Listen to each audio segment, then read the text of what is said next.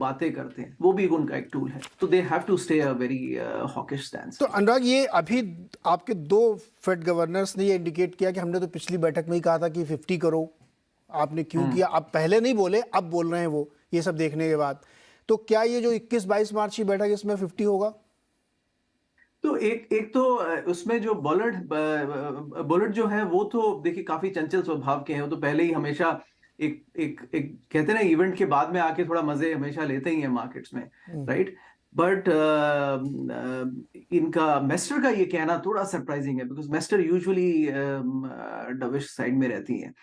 But obviously Neeraj, सबको markets को surprise किया इस बात ने, और 50 की इस समय चर्चा करना रिस्की है। दैट टू व्हेन दिस, ये फेडरल रिजर्व, पॉवेल साहब को हमें एक चीज बतानी पड़ेगी, you we have to give it to them, कि he has been very transparent. Unlike आप पुराने फेडरल चेयर्स देख लीजिए, वो ट्रांसपेरेंसी मिसिंग थी। He has been very very transparent. तो आई थिंक ये थोड़ा ऑफ द कफ है, but I think may be हो सकता है वो थोड़ा मार्केट्स को टॉक डाउन कर रहे हो, कि देखिए मार्केट्स जो सिग्नल पकड़ गए ना डिसइंफ्लेशन वर्ड को लेकर के पॉवेल साहब का, वो सिग्नल्स भी राइट नहीं है। आई थिंक समवेयर वो ये सिग्नल देना चाह रहे हैं कि देखिए कूल डाउन कीजिए, और we are not done with this, और हम चलते रहेंगे इसमें। ओके संजय जी, क्या ये इन्फ्लेशन का जो भूत है, वो भूत नहीं जिन, ये बोतल में फिर से निकल आया बाहर?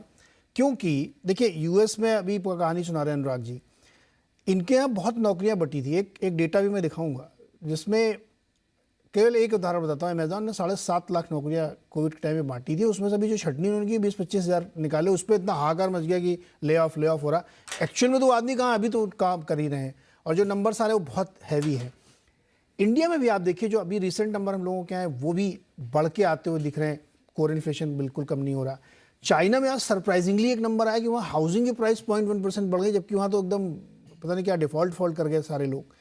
तो क्या ये पूरी ग्लोबल समस्या एक बार फिर से खड़ी हो गई, जिससे हम कोशिश कर रहे थे कि हम निजात पा जाए? ये इन्फ्लेशन फिर से आ गया क्या?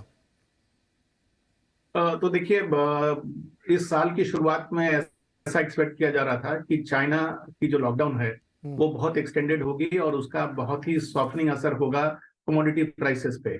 लेकिन एक्चुअल इवेंट्स हुए उसके विपरीत। चाइना ने बहुत जल्दी अपनी इकोनॉमी में जो खोल दिया, और उसके बाद लोगों का कमोडिटी प्राइसेस के प्रति जो आउटलुक है वो बदल गया। अगर आप यूएस में देखें तो जो उनके रिसेंट आंकड़े आए हैं वो भी काफी इन्फ्लेशन की तेजी की तरफ ही इशारा कर रहे हैं। और जो आपने यूएस में छटनी के बारे में बात की, उसके इस कंटेक्स्ट में एक डेटा है जो मैं आपके सामने रखना चाहूंगा। जैसे अमेजोन में 15 लाख एम्प्लॉयज काम करते हैं, और अगर आप अमेजोन के एनुअल रिपोर्ट देखेंगे तो उनके यहाँ 2 टाइप के एट्रिशन होते हैं। एक कहते हैं रिग्रेटेड एट्रिशन, और एक होता है अनरिग्रेटेड एट्रिशन। यानी कि 6% लोगों को अमेजोन सामने से कहता है कि आप चले जाएं, और करीब 13% लोग ऐसे हैं जो कि अमेजोन छोड़ के चले जाते हैं दूसरे अपॉर्चुनिटी के। तो यानी कि अगर आप दोनों को मिला के देखें तो 19% का तो एट्रिशन अमेजोन में नॉर्मली होता है। तो अगर आप 15 लाख की अगर आपकी वर्कफोर्स है और करीब 20% के आसपास लोग अगर आपके नॉर्मल छोड़ के जाते थे, तो 3 लाख लोगों की जो है वो जॉब अमेजोन से हटती थी। या अगर आप सिर्फ अनरिग्रेटेड एट्रिशन को लें तो वो नंबर भी 90,000 के आसपास है। तो उसके कॉन्टेक्स्ट में ये जो छटनी हुई और जिसकी मीडिया पब्लिसिटी की गई, और उस मीडिया पब्लिसिटी की टाइमिंग अगर आप देखें तो वो यूएस के फेस्टिव सीजन के जस्ट पहले, यानी कि आप लोगों को इशारा कर रहे हैं कि हो सकता है कि कल आपकी नौकरी ना रहे तो आप ज्यादा खर्च ना करें। तो जैसा कि कह रहे थे अनुराग, हाँ वो बहुत कुछ हो सकता है कि पॉलिटिकली इन्फ्लुएंस रहा है। क्योंकि तीसरी बार इसी कॉन्टेक्स्ट में जब छटनी के अनाउंसमेंट आने शुरू हुए, वो यूएस के मिड टर्म पोल्स के बाद आने शुरू हुए। तो कई बार जो इकोनॉमिस्ट हैं और पॉलिटिशियंस हैं वो इशारा करके लोगों को साइकोलॉजिकली प्रिपेयर करते हैं।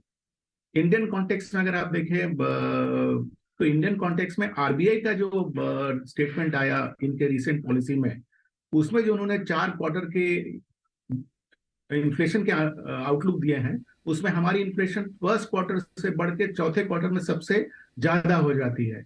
यानी कि आरबीआई भी इस बात को लेके चिंतित है कि इन्फ्लेशन इंडिया में हो सकता है आगे जाके बढ़े, घटे ना। हाँ, और ये चारों क्वार्टर